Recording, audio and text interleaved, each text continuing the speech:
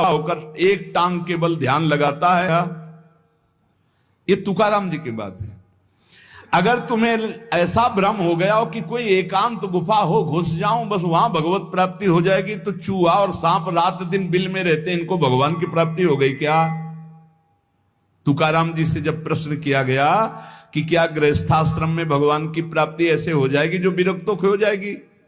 बहुत ध्यान से सुनिए, सिद्ध संत है, वो कह रहे हैं कि पागल मत बनो, भगवान की प्राप्ति भगवान के भजन करने से होती, वो गृहस्थी में भी हो जाएगी।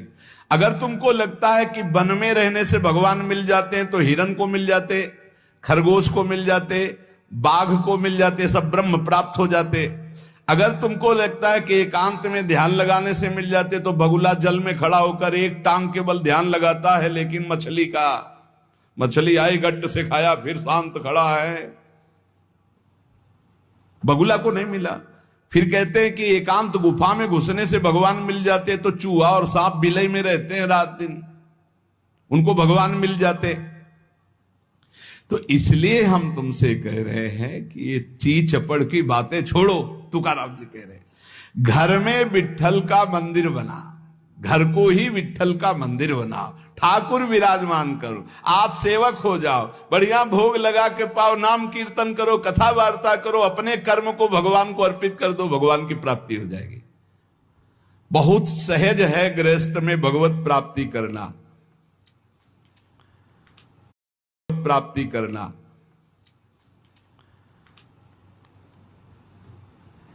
हम तुमसे पूछते हैं, जो लोग सोचते हैं अन्न नहीं खाएंगे तो भगवान की प्राप्ति हो जाएगी,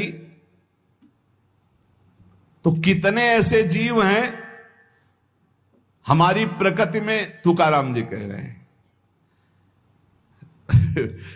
ये बड़े महापुरुष हैं, किसी के कहो सांप खाता अन्न, करे क्या धान बकभी, कपट भरा भीतर भरा उदर मल से, करे चूहा भी एकांत गदहा भी भभूत रमावे, तुका जल नक्राले काग ही नहाए कहो तो।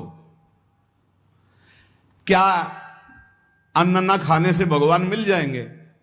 अगर हां, तो बहुत से पक्षी ऐसे हैं जो केवल फलाहार रहते हैं, बहुत से ऐसे हैं जो घास चर के रहते हैं, ना वो अन्न खाते हैं ना कुछ और।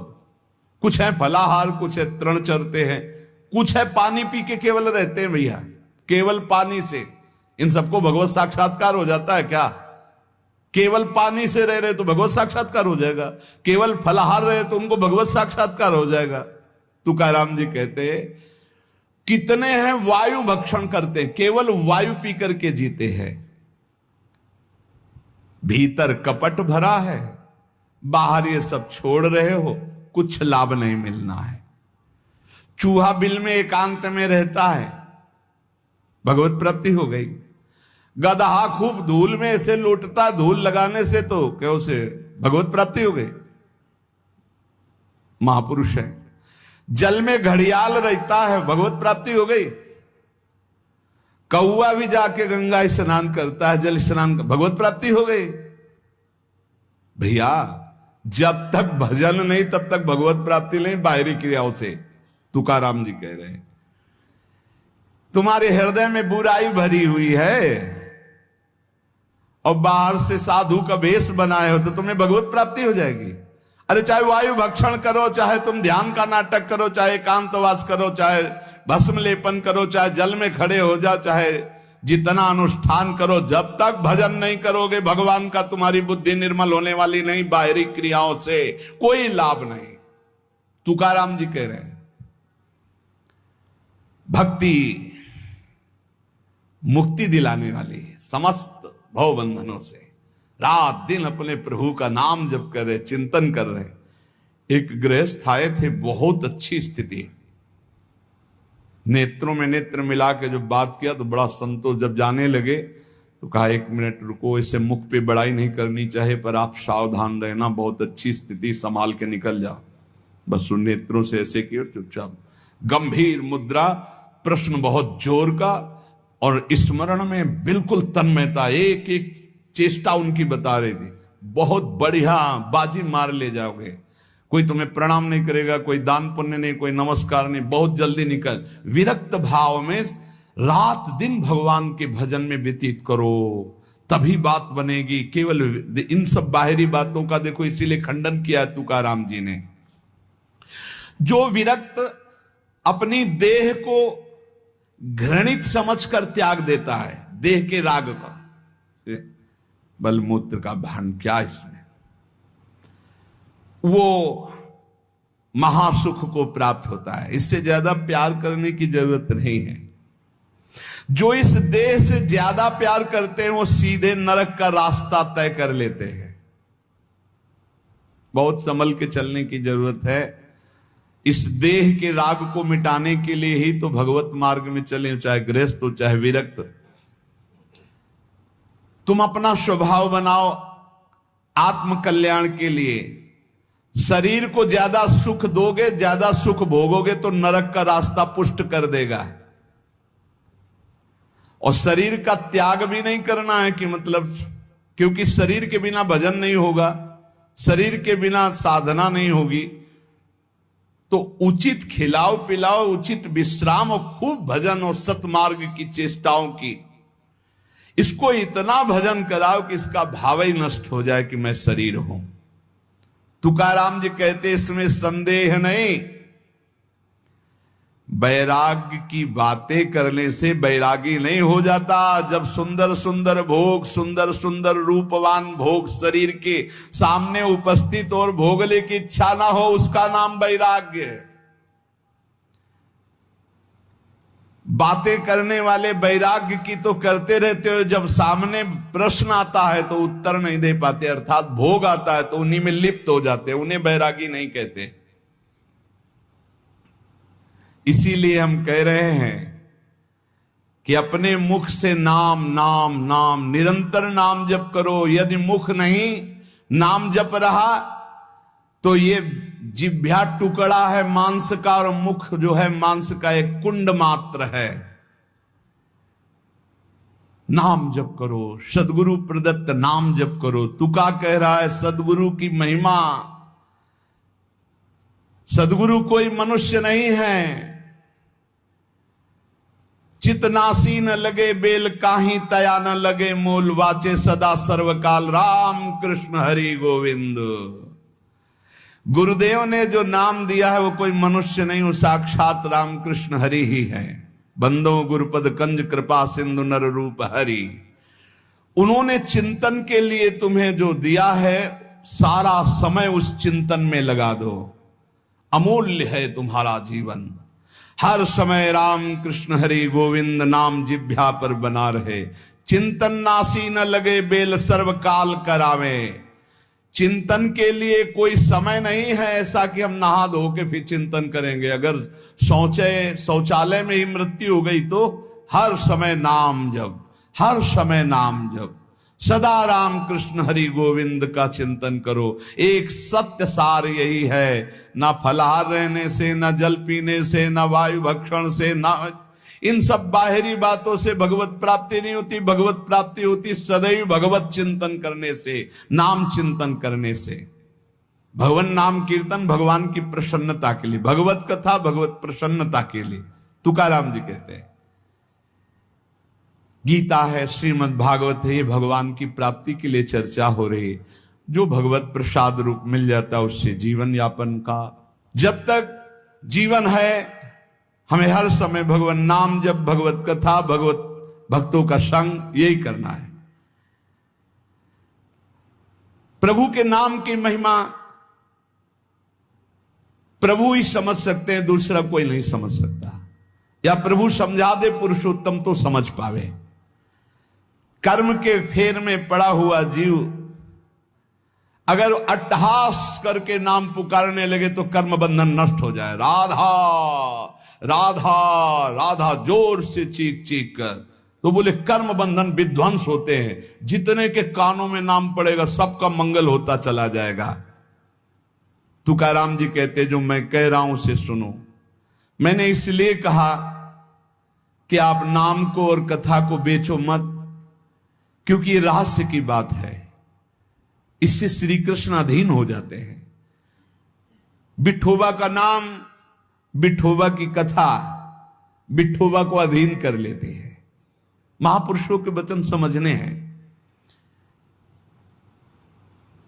जैसे सत स्त्री के अधीन उसका पति हो जाता है, उसके आचरण, उसका व्यवहार अपने पति को अधीन कर ले, ऐसे सद्भक्त भगवान को अधीन कर लेते हैं। यहां तुकाराम जी भगवान की अधीनता के लिए कह रहे हैं, तुम अपने परमार्थ को खो मत। तुकाराम कह रहे हैं धन के अधीन हो जाना, काम के अधीन हो जाना, नरक की यात्रा करना है। इसलिए विठोबा के अधीन हो जाओ, रात दिन नाम कीर्तन करो, तुम्हारी वांछा पूर्ण हो जाएगी, तुम्हारी मनोकामनाएं पूर्ण हो जाएंगी। मदारी का बंदर वैसे नाचता जैसे मदारी नचाता है, ऐसे उमादार जो सिद्ध की नाई सबे नचावत राम गोसाई। उनसे प्रार्थना करो, तुम्हारा नाचना बंद हो जाएगा माया का, दूसरा कोई नहीं रोक पाएगा, क्योंकि इस नाचने का रिमोट उन्हीं के हाथ में। मामे वे प्रपद्यन्ते माया में ताम तरंती थे। कभी भी उपासक भेद मत में पढ़कर तर्क वितर्क न करे। हरि हर सब एक हैं, हरि हर सब एक हैं। जैसे पीछे कहा था ठाकुर ठाकुर सब एक है, संत संत सब एक। और जो संतन का सेवन करे सो जागे शुद्ध विवेक। ऐसे यहां कह रहे तुकाराम जी के हरिहर में भेद नहीं है। जो भेद फैलावे, लड़ाई झगड़ा करे, ऐसे से दूर रहना। मिठास में चीनी है, चीनी के खिलौने बने हैं। एक सवार बना हुआ है, एक घोड़ा बना हुआ है। दोनों में चीनी क्या कम है क्या? बराबर चीनी है। चाहे घोड़े से शुरू करो तो मिठास, सवार से शुरू करो। दीपावली में आते ना बने, ऐसे ही चराचर जगत में सेवक स्वामी बना, वही सच्चिदानंद है। हरिहराम भेद नाही नका करुम वाद, एक एकाचे हृदयम गोडी साखे रेचे ठाई। जहां हरिहर में कोई भेद करके निंदा करने लगे, वहां से कान में उंगली डाल के चल देना चाहिए। एक ही ये परम तत्व है। ये झूठ मूठ अज्ञानी जन बहस करते रहते हैं। इनके हृदयों में बिल्कुल भगवदानंद की मिठास नहीं है। इनकी बातें नहीं सुननी चाहिए। भेद करने वालों की दृष्टि में जो माया का पर्दा लगा हुआ है, भक्तों की दृष्टि में वो पर्दा नहीं होता। वो बेपर्द देखते हैं कि सर्वत्र एक ही भगवान विराजमान है। जो सर्वत्र एक ही भगवान विराजमान ऐसा मान लेते हैं, उनके आगे पीछे दाएं बाएं भगवान की रक्षा शुरू हो जाती है। ध्यान रखना। जो सर्वत्र अपने भगवान को देखते कि सब रूपों में मेरा ही भगवान है, तो कह रहे देवु उभा मांगे पुंडे उगवी कोंडे संकटा। कोई संकट उसे छू नहीं सकता। चारों तरफ से भगवान की सुरक्षा रहती है उस भक्त के जीवन में। विश्वास करो इस बात पर, चारों तरफ से भगवान सुरक्षित रखते हैं। और जो सदैव संतों का स्तवन करके भगवान का भजन करता रहता है, उसमें कोई ऋण नहीं रह जाता। यह भी एक प्रश्न आया था कि देव ऋण, ऋषि ऋण, मातृ ऋण, पितृ ऋण, इनसे कैसे ऋण हुआ जाए। क्या कह रहे हैं तुकाराम जी? जो संतों का स्तवन करता है, उसके हृदय में भक्ति होती, जो भगवान का भक्त होता है, उसका कोई ऋण नहीं रह जाता। सब ऋण मुक्त हो जाते हैं। एकादश स्कंद में भगवान श्री कृष्ण चंद्र जी ने उद्धव जी से कहा है, जो मेरा अनन्य भाव से निरंतर चिंतन करता है, उसे मैं सब ऋणों से मुक्त करता हूं। देव ऋण, ऋषि ऋण, पितृ ऋण, मातृ ऋण। इनसे उऋण होने के लिए प्राणपन से श्री हरि के चरणों का चिंतन करो। जैसे जैसे कोई भगवान का ध्यान करता है,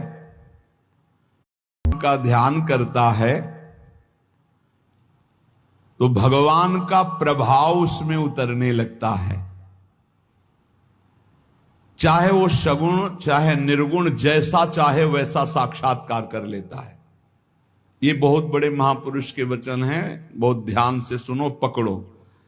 तुम्हें किसी के आगे घिघियाने की जरूरत नहीं, भगवान का स्मरण करने की जरूरत है, भगवान का ध्यान करने की जरूरत है। जैसे जैसे कोई भगवान का ध्यान करता है तो भगवान के सब सद्गुण उसमें आने लगते हैं। चाहे वो सगुण साक्षात्कार करना चाहे या निर्गुण साक्षात्कार, उसमें योग्यता आ जाती है।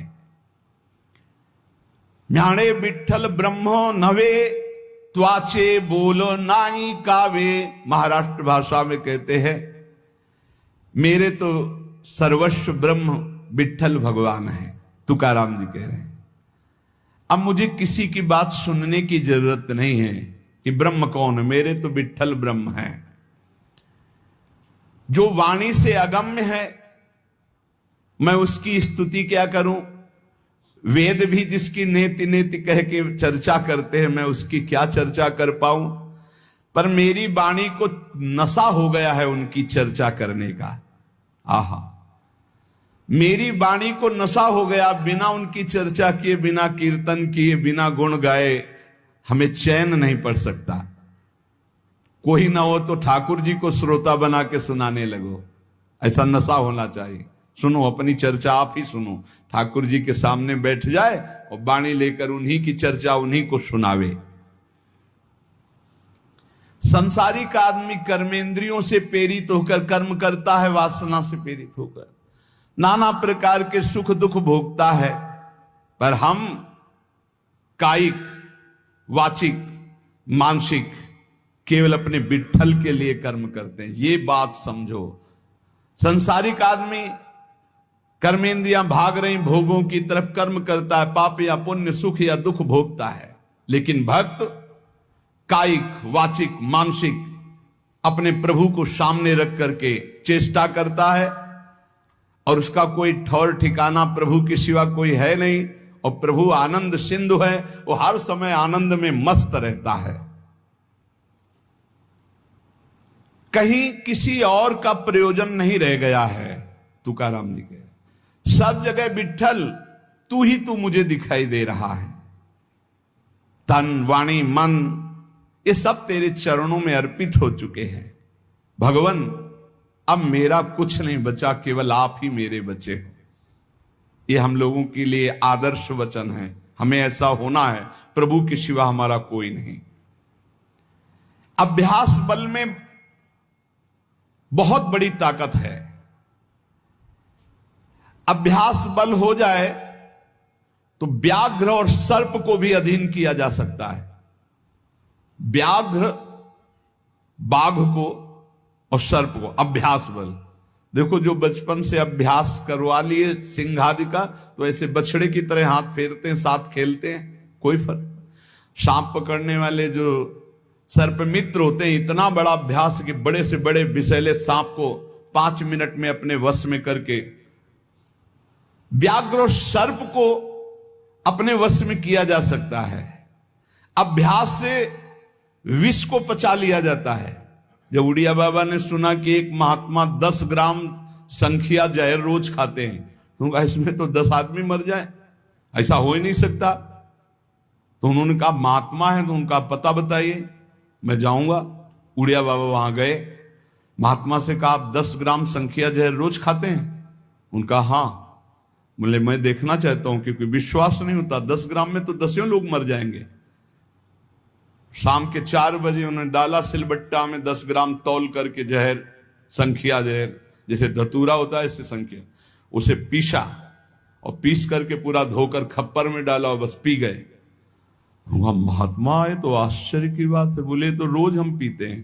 तो बोले 10 ग्राम कैसे? तो बोले अभ्यास। पहले दिन एक बीज लिया था, ऐसे घस के चाटा, नशाया, कई दिन उसी बीज को घसकर चाटते रहे, फिर एक बीज, फिर धीरे धीरे आज 10 ग्राम पचा लिया।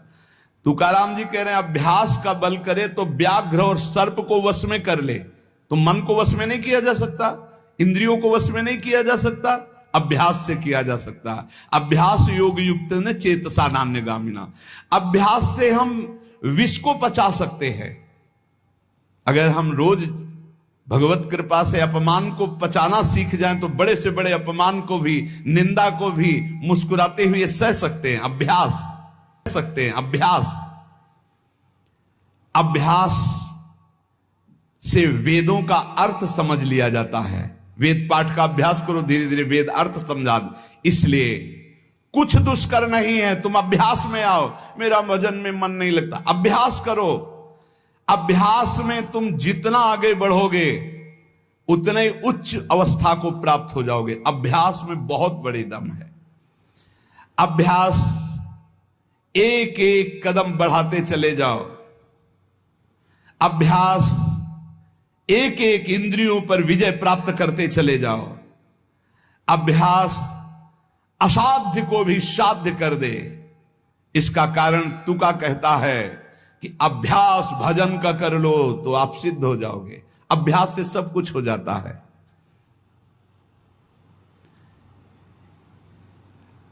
संत जब घर आते हैं तभी दशहरा और दिवाली माननी चाहिए, जो भगवत प्रेमी महात्मा है। बहुत बड़ा प्रभाव है, इसीलिए उस प्रभाव का दुरुपयोग असाधु जन कर बैठते हैं। मूर्तमान परम पवित्रता और तीर्थ चलकर आज आ रहा है, ऐसा अनुभव होता है जब संत आते हैं। आज ही दिवाली दशहरा श्री साधु संत आले घरा, तुकाराम जी के। आज ही हमारी दिवाली और दशहरा हो गया, क्योंकि भगवत प्रेमी महात्मा हमारे घर पधारे या भगवत प्रेमी महात्मा का सानिध्य मिला। साधु संत एति घरा तोची दिवाली दशहरा। हमारे लिए उत्सव है जब भगवत नाम जापक भगवत प्रेमी महात्मा आए, उनका चरणोदक लिया, उनकी वंदना की और बैठ करके उनसे हम भगवत चर्चा की। ऐसे जो भक्तजन हैं उनके संग का परिणाम क्या होता है कि भगवत साक्षात्कार के लिए छटपटाहट पैदा हो जाती है। जैसे जल से मछली को निकालो तो विकल होकर तड़पने लगती है। जीवना वेगली मासूली तुका तैसा तलमली। जैसे जीवन के लिए मछली जल के लिए तड़पने लगती है, बाहर हटा दो, ऐसे सत्संगी का जीवन तड़पने लगता है भगवान की प्राप्ति के लिए। तभी माना जाएगा सत्संग हुआ है। सत्संग का ये फल है। बड़े भाग पाइप सत्संगा, बिनई प्रयास होई भवभंगा। संत आधि देवा मग,